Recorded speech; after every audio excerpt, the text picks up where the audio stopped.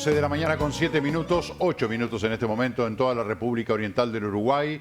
Momento de recibir al diputado colorado por Maldonado, Eduardo Níger. Diputado, bienvenido una vez más. Muchas gracias, un gusto estar con ustedes. Muchas gracias. Y lo tenemos que invitar seguido porque hay tanto trabajo que usted hace en el Parlamento. Está permanentemente, aquí tenemos una lista de más de media docena de proyectos de ley que ha presentado en el Parlamento, que bueno, con distintos tiempos sobre distintas temáticas, pero la idea es que, bueno, que entren al ruedo para empezar a funcionar. Ese es el objetivo principal, ¿verdad? Porque el Parlamento, como todos sabemos, tiene sus tiempos. Entonces, nos parece importante a medida que van surgiendo los temas. Además, después de 1 año y medio, como que nos vamos ordenando. Tomamos el tema de educación y hacemos varios planteos vinculados a esa temática, ¿verdad? En cuanto a demandas y en cuanto a concreciones que también se han dado en el departamento en esa materia. Te puedo poner algún ejemplo. El 3 de noviembre se firmó ya por parte de las autoridades la asignación presupuestal para la construcción del Liceo 2 de Piriápolis.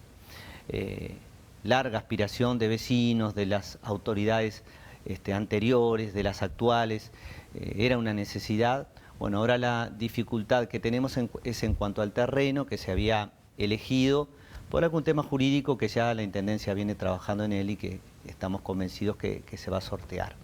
Pero paralelamente teníamos demandas de una escuela en lo que es Lausana, Valle de Isarono, 4H, es decir, 7 barrios que comprenden esos nuevos fraccionamientos que se han unido a barrios tradicionales como Altos del Pinar, que estaban concurriendo los chicos a la escuela 54, perdón, de Villa Delia, que fue fundada en el 74, para una realidad completamente distinta.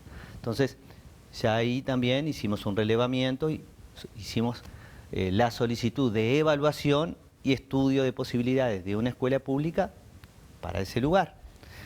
También surgió que nosotros tenemos una experiencia muy linda en Maldonado, que a veces no la valoramos como sociedad. En La Barra existe el liceo de tiempo completo y está anexo en el mismo predio de la escuela. ¿Qué se buscó? Que los chicos, una vez que terminan primaria, sean los menos desertores del sistema educativo y aquellos que tengan aspiraciones de seguir, sea simplemente quedar en el mismo predio porque socializan, porque hay actividades importantes que los identifican, pudieran continuar en el liceo. El liceo había tenido dificultades de locación. Ustedes mismos lo estuvieron informando, veníamos siguiendo de cerca un comodato con UTE de 2 cabañas y un terreno contiguo. Bueno, por suerte se aplicó eso que tantas veces hablamos de que hay inutilizado mucho bien del Estado, y la UTE hizo un comodato, hizo un comodato a favor del liceo y ahí ya se produce la ampliación.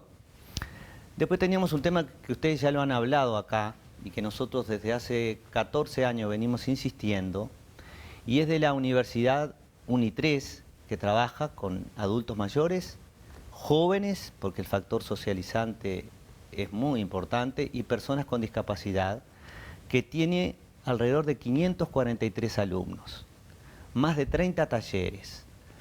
Entonces, desde sus inicios, funcionan allí en la Casa de la Cultura, en salones que les prestan, en una situación de precariedad, no por culpa de la Dirección de Cultura, que va creciendo y va teniendo cada vez más cursos, sino por el aumento en este tipo de educación no formal de los adultos mayores y de todas las personas que participan en talleres de diversa índole, desde gimnasia hasta pintura, hasta yoga, hasta guía turístico.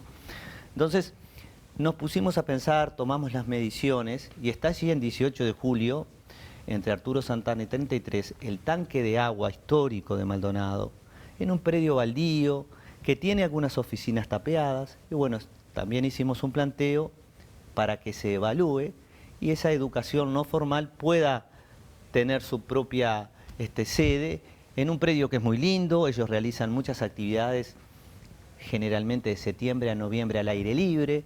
Por tanto, creo que son aspectos que destacamos, porque de la misma manera que pedimos, también vamos intentando recorrer el camino de la respuesta y relevando permanentemente el patrimonio que tienen el Estado Nacional, el Ejecutivo Nacional en Maldonado, que muchas veces se transforman en oficinas que quedan cerradas y sin ningún tipo de objetivo, y por el otro lado las demandas sociales que necesitan también respuesta. Ahí estamos viendo imágenes justamente del tanque de agua en esa zona céntrica de la ciudad de Maldonado que por las características de UNI3 sería ideal, ¿no? Un lugar céntrico, bonito, al aire libre, un predio amplio. Ojalá que sean escuchados sus planteos, diputado, a través de este proyecto de ley. Recién estábamos hablando del tema de las elecciones del BPS, encadenándolas de alguna manera con lo que va a ser la elección del referéndum, en el sentido de que la gente no tiene ni idea de que la elección es obligatoria. Mucha gente no sabe el tema de las papeletas, pero básicamente hablando de la obligatoriedad del comicio, que me parece que tiene naturaleza distinta al referéndum que habrá seguramente en marzo de lo que fueron las elecciones del BPS. Pero a propósito de esto, usted presentó un proyecto de ley para que no se apliquen las multas de la gente que no votó en esta reciente elección del BPS. Sí, y es muy interesante su pregunta porque lo primero que surge es, bueno, pero yo fui, voté y cumplí y ahora resulta que al que no votó no se lo sanciona. Nosotros venimos en una situación de pandemia donde ha habido una recesión económica y social muy compleja. En muchos casos, después de 1 año y medio, prácticamente 2, hubo mucha gente mayor que se trasladó de otros departamentos a ver a sus familiares. Hubo casos de una gran desinformación.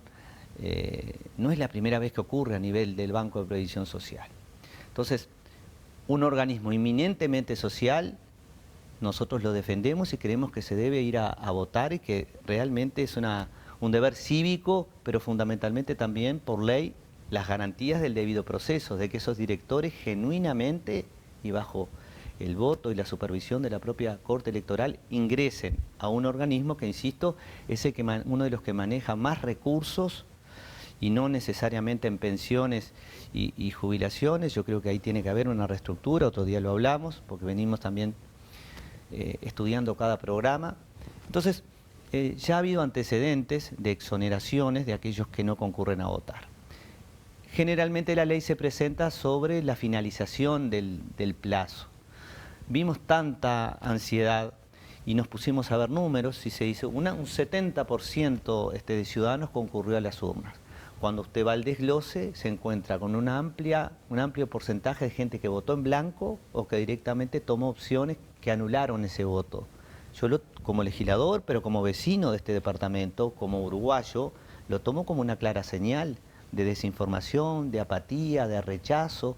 Entonces, creo que se estaría desvirtuando la ley, que lo que busca precisamente es fomentar la participación, y estaríamos castigando a aquellos que por circunstancias de estas características y en un momento de pandemia, estaríamos sancionándolos con una situación que me parece que no es de responsabilidad individual, que en este caso es del propio organismo y de aquellos que de alguna manera tienen la obligación de difundir estas instancias. Como yo le dije que vamos ordenando los temas, también ahí preocupados por el Banco de Previsión Social y por lo que es su gestión en Maldonado desde el punto de vista habitacional, hicimos un pedido de informes. Queríamos saber cuántos complejos habitacionales existen del Banco de Previsión Social en Maldonado. Queremos saber, no queríamos, queremos cuántos de ellos están ocupados realmente por jubilados o pensionistas a los cuales les corresponde, porque en muchos casos se mudan con una pareja o con algún hijo o con alguna situación familiar, no solo que beneficia al propio jubilado pensionista, sino a algún integrante más. Luego fallece o por diferentes circunstancias esa persona, el titular, se ausenta, se va de la vivienda y quedan residiendo personas que no son las afectadas a estos programas, que no digo que no sean merecedores de tener una vivienda. Entonces queremos saber eso. Queremos saber también, porque hay 3 modalidades, de adjudicación de viviendas, después está la otra de alquiler subsidiado, que es aquellos adultos mayores a los cuales se le paga el alquiler. Queremos saber ese universo en todo el departamento, cuántas personas existen subsidiadas, y también es el cupo cama, que es el que a nosotros nos despierta una mayor sensibilidad, porque son los que no tienen familia y terminan en un hogar de ancianos, y el terminan no lo digo como término adjetivando, lo digo para que se me comprenda que son aquellos que necesariamente necesitan de la asistencia del Estado en hogares o residenciales de ancianos. Teníamos muchas denuncias, entonces dijimos, bueno, las denuncias las procesamos por lo privado, porque no me parece bueno hacer denuncias sin poder constatar la realidad, y a su vez pedimos el listado de los funcionarios asignados a esos programas. No por una cacería de brujas, sino para saber cuántas asistentes sociales tenemos. ¿Tenemos gerontólogos? ¿Cómo trabajan? ¿Tenemos psicólogos? Porque esa población de adultos mayores tiene determinadas características a medida que va envejeciendo y frente a las circunstancias. Entonces, es fundamental el equipo técnico que trabaje y que haga ese seguimiento. Y yo tengo la percepción de que tenemos muy pocos técnicos en base a una población como Maldonado que sigue creciendo. Ahí también, y por último, para no monopolizar la palabra, en 16 departamentos en el periodo anterior se crearon los centros de día para atención durante 4 horas, más que nada en la mañana, de personas mayores de 65 años con dependencia leve a moderada, es decir, que pueden desarrollar en su casa una vida relativamente habitual y con autonomía, pero siempre dependen de un hijo, de un sobrino, de algún familiar o de un vecino. El Ministerio de Desarrollo Social creó estos centros que en la mañana realizan diferentes tipos de actividades, muchas veces recuperando la autonomía, es factor socializante y le permite a ese familiar, bueno, salir a desarrollar algún tipo de actividad, ¿verdad? No voy a decir liberarlo, porque cuando uno está con la familia y ese concepto lo hemos perdido, eso significa que es un acto de entrega y de amor, pero sí que debe resignar parte de su vida. Y bueno, nos encontramos con que en Maldonado no existía un centro de esas características. Actualmente el Ministerio de Desarrollo Social ha hecho una reestructura, a mí me parece interesante porque está comenzando a conveniar con las asociaciones de jubilados que a veces tienen predios y tienen infraestructura y se limitan a hacer el convenio y asignar los técnicos. Bueno, dijimos, si Maldonado no tiene la posibilidad de tener uno propio, que se busque conveniar, pero que la asistencia esté asegurada para ese perfil de adultos que no la tienen y que es una necesidad. Hay que esperar los tiempos ahora, ¿no? Como siempre. Sí. Que capaz que los tiempos parlamentarios o de la burocracia no son los tiempos de la gente, en este caso de nosotros las somos personas de la tercera bastante edad. Pesados, lo digo con respeto. ¿Y se logra algo siendo así? Y bueno, yo he visto que hemos venido logrando respuestas. Lo que pasa es que también uno tiene que seguir las líneas de presupuesto, porque ya el presupuesto se está ejecutando, es decir, votamos una asignación de recursos. Es verdad que hubo un replanteo, yo no soy demagógico ni hago planteos tipo humo, sino que uno intenta, cuando hace un planteo, primero estudiarlo, ¿verdad? Porque genera expectativa en un montón de gente que lo necesita. Y en segundo lugar, ver de dónde salen los recursos. Además, después caen en el descrédito de los políticos, ¿no? Que prometen, pero sin pensar lo que están prometiendo. Exactamente. Entonces, no son promesas, son estudios que realizamos y naturalmente pues vamos frente a las autoridades a demostrar, porque luego de un año de pandemia hubo que también replantear presupuestos. Pero en este caso, por ejemplo, el último que le puse, el propio ministerio ha venido reestructurándose. Entonces ya no es la construcción de un edificio, ya no es la contratación de personal, es decir, es utilizar en muchos casos asociaciones de jubilados que tienen una infraestructura importante, que durante la mañana quizá no está en uso y que se pueda conveniar, porque además está dentro de los objetivos. El propio Banco de Previsión Social debería también hacer una revisión, no fiscalizadora, pero sí de las asociaciones de jubilados y de la gestión que realizan, que en un 99% es excelente y no tengo nada que cuestionar, pero en un 1% a veces se van envejeciendo las directivas y hay dificultades para después poder seguir llevando adelante la gestión. Entonces no voy en contra de que se disuelva nada, voy en contra de ayudar a replantear gestión. Está clarísimo. Diputado, hay un proyecto que me parece que aquí usted recoge la preocupación de mucha gente, que tiene que ver con las construcciones en la faja costera. Hablamos de toda la faja costera de Maldonado, ¿verdad? Tenemos 70 kilómetros de costa, desde Solís Grande hasta José Ignacio. Pidió información al Ministerio de Ambiente.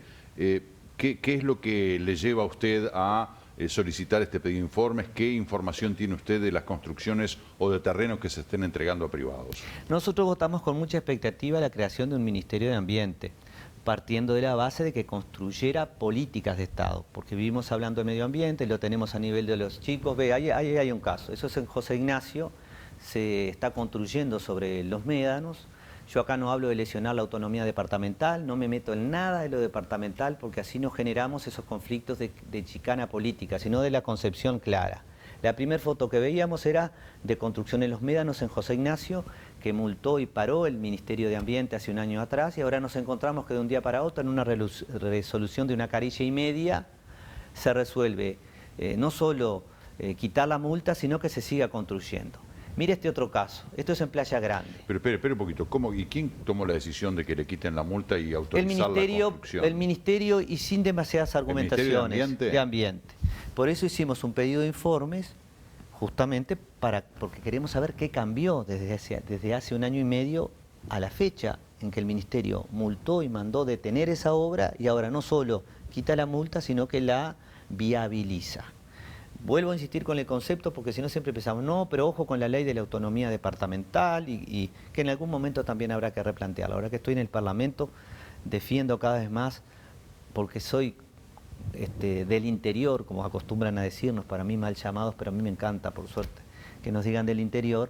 Yo creo y defiendo la autonomía del gobierno departamental, del gobierno local, pero hay una constitución, hay una ley madre que nos rige a todos. Acá la gente lo que no entiende es cómo un ministerio, porque además el Ministerio de Ambiente y Desarrollo Sostenible se creó en flujo de la LUC, o sea, tiene muy poquito tiempo de creado. Adrián Peña es el primer ministro de Ambiente, se le dio rango de ministerio, antes era la DINAMA, la Dirección Nacional del Medio Ambiente, se le dio rango de ministerio justamente para, como dice el diputado Linger, generar las políticas de fondo que permitan ponerle el collar al gato, ¿verdad? Que siempre ha sido un problema el tema medioambiental. Ahora, una misma administración en los mismos meses, menos de un año, que detiene la obra y multa, vuelven a autorizar la obra y le quitan la multa. Es muy importante que usted pueda averiguar eso para que la gente lo sepa, ¿verdad? Porque dicen, ¿y esto cómo es? ¿Qué joda hubo acá? Porque además en las imágenes que ustedes mostraban, después tenemos la contracara. Veíamos el parador de Playa Grande, que yo la invitación de ustedes anterior también lo denuncié, que hace más de 5 años que un parador y un tipo hostel que había construido un privado muy cerca del mar, se lo terminó llevando al mar, quedaron los restos. En el 2019, después de 2 años, la Intendencia resuelve terminar de demoler y retirar de la playa, y de Playa Grande, nada menos que la playa principal, todo eso, el privado, el privado recurre sin ningún tipo de argumentación, porque en definitiva eso está construido sobre la playa, y así va dilatando el tiempo. Bueno, ahora, según la información que tenemos, finalmente, después de 5 años, en jurídica estaría ya la resolución para proceder la Intendencia y naturalmente cobrarle al privado todos los gastos que se van a dar por esa construcción.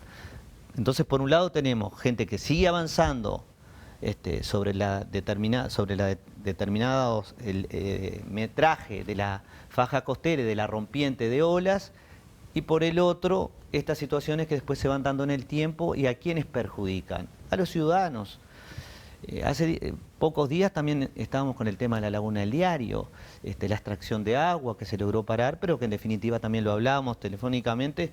Entonces, a ver, ministerio nuevo, nosotros comprendemos que hay que darle un tiempo para lograr fusionar lo que son las leyes que existen, la aplicación de las normas, el relacionamiento a nivel de las intendencias, de los municipios, toda la tolerancia que se debe tener, pero este tipo de precedentes es lo único que no podemos llegar a tolerar, porque se van generando precedentes, entonces vamos a seguir reiterando situaciones que nos hacen un daño tremendo. Hablamos del patrimonio natural, hablamos de ese Uruguay natural. Nosotros como departamento y nuestra principal riqueza es la naturaleza, y por el otro lado seguimos avanzando con este tipo de construcciones en faja costera, que yo creo que hay una responsabilidad nacional y que es competencia del propio Ministerio de Ambiente. Y no le estoy pegando al ministro, no es ninguna pasada de factura interna, lo explico porque muchas veces se desvirtúa el objetivo claro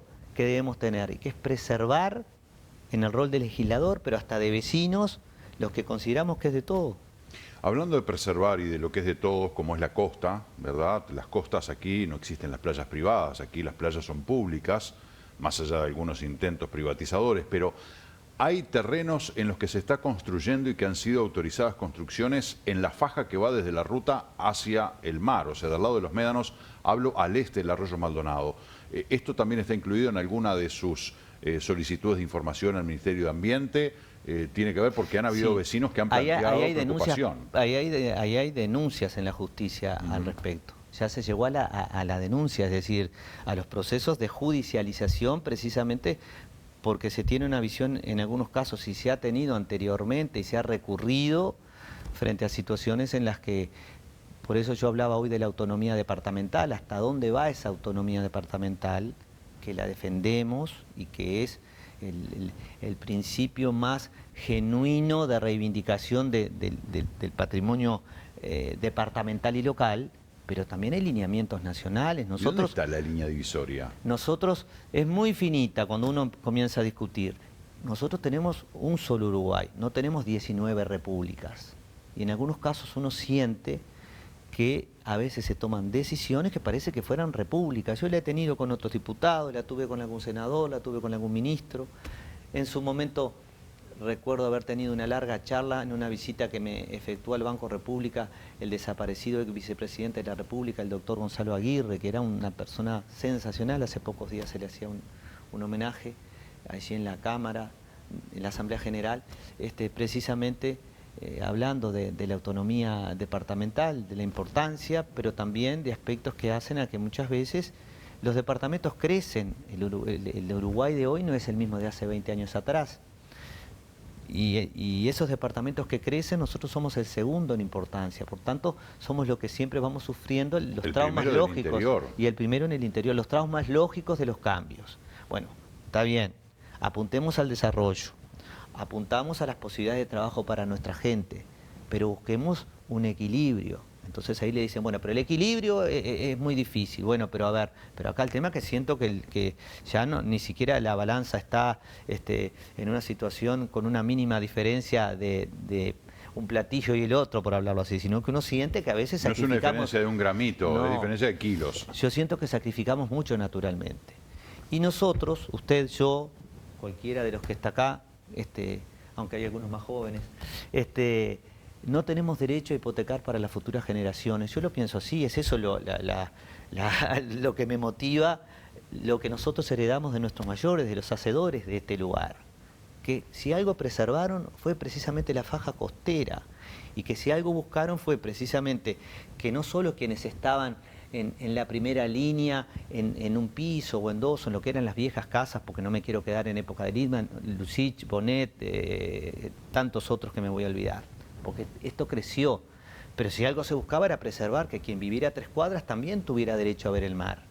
Y hoy nos encontramos con que los únicos que ven el mar en la primera línea son los que tienen plata, los que tienen poder adquisitivo. No se trata de eso, de decir, bueno, yo soy un inversor. Tampoco busco la confrontación de que quien tiene dinero y legítimamente puede comprar en primera línea, ¿verdad? Por supuesto, ni que hablar, pero tampoco eso de que por yo ser un grupo inversor vengo y presiono y coacciono para que las autoridades tengan miramientos conmigo y así yo me puedo instalar, porque como vengo y pongo la plata, como se dice en criollo, bajarse los pantalones para que esa inversión no se vaya a otro lado. Entonces hacemos concesiones que de repente generan polémica con los vecinos, con determinadas organizaciones sociales, con las propias autoridades en ese diferendo departamental nacional, pero bueno, en aras de la inversión, dale, mandalo para adentro y ahí después vienen los problemas, ¿no? Exactamente, pues se desvirtúa, porque en realidad tampoco, con absoluta franqueza y con gran optimismo a la vez. Todos sabemos que hoy ya la cantidad de fuentes de trabajo que se generaban antes en una torre, ¿verdad? Porque además las nuevas tecnologías van supliendo, no estoy diciendo nada nuevo, no son las mismas. Entonces, de repente, en un edificio de determinados pisos donde antes trabajaban 60, 70 personas, hoy en baja temporada trabajan 15 o 20. Y no con esto estoy diciendo, ni estoy juzgando que se tenga menos personal. Es que las nuevas tecnologías hoy, desde la calefacción de una piscina y al mantenimiento, se va con un reloj y se deja pronto. Las luces, la robótica. Desde el teléfono. Claro, las luces, la robótica. Hoy con un celular la gente, ¿verdad? Perfectamente sabe lo que está aconteciendo en su casa y prende el aire acondicionado y ilumina todo. Sí, el Internet de las cosas desde Buenos Aires, acá, claro. Sin duda. Diputado, yo le agradezco mucho porque además pudimos hacer un repaso nos quedó hablar del tema de los 115 años de Punta del Este que se cumple el año que viene, Sí, ¿no? y que ahí ya prácticamente lo hablamos en esto que dijimos, pero lo que busco es que 3 o 4 veces ha sesionado la Cámara fuera del Parlamento. En este caso nos gustaría que lo hiciera en Punta del Este, pero para reivindicar no el Punta del Este elitista, sino el Punta del Este que le da trabajo a todo el Uruguay, de manera directa por las fuentes de trabajo, valga la redundancia, pero también de manera indirecta por la materia prima. Somos una especie de volcán que derrama lava en todo el país y no siempre se ve. Eso nunca, siento que no siempre lo reconocemos, no tanto quienes vivimos acá, que sí, porque quienes viven acá han podido desarrollarse como personas, han podido formar sus familias y tienen un agradecimiento y un cariño hacia el lugar. Pero del resto del país, a veces se ve a Punta del Este como un balneario elitista y pura y exclusivamente sobre esa vaca lechera, discúlpeme la expresión, que da leche, y no sobre el concepto del trabajo, de ese trabajo que también y de esa cadena indirecta que mueve a todo el país, porque no hay un solo lugar de este bendito Uruguay que no tenga o no se haya favorecido de lo que es Punta del Este. Entonces justo se hace fecha, bueno, y nos pareció bueno en El julio. 5 de julio del año que viene. Exactamente, que se estudiara lo que fue la promulgación del presidente William. Y está bueno ese enfoque que usted hace del Punta del Este, ¿no? No plantear una falsa dicotomía, sino decir, bueno, Punta del Este es glamour, Punta del Este es inversión, es gente famosa, es gente que lo ha hecho trascender a nivel mundial, pero Punta del Este es la gente que lo hizo, los laburantes, ¿no? Esa gente que siempre ha estado levantando paredes, poniendo ladrillo sobre ladrillo, picando piedra, abriendo una calle, etcétera, que es ese Punta del Este que de repente no se habla y que usted incluye en esta idea del Punta del Este del trabajo, ¿no? De todos los que han hecho este balneario del que hoy tanto nos jactamos y tanto disfrutamos. Diputado, muchas gracias. A ustedes, como siempre, y si no nos vemos, les deseo que tengan un muy buen año. Mucha salud, porque en realidad hemos aprendido a valorizar la salud, mucha salud para todo el personal, para todos los televidentes, y bueno, que nos reencontremos cada uno en la vocación que llevamos adelante, intentando mejorar en esta situación de pandemia y mejorar también nosotros interiormente, pues la pandemia a todos nos ha dejado un poco movilizados y creo que eso es lo fundamental, vivir en sociedad, socializar con el otro, bajar algún cambio, ser menos agresivos, comprender que mi prioridad quizá no sea la suya, pero quizá las prioridades de los dos son las prioridades de la sociedad. Sin duda. Diputado, muchas gracias por sus palabras y nuestros deseos idénticos para usted. Que tengan una buena jornada. Gracias, igualmente. Señoras y señores, pausa, 11:35, ya volvemos.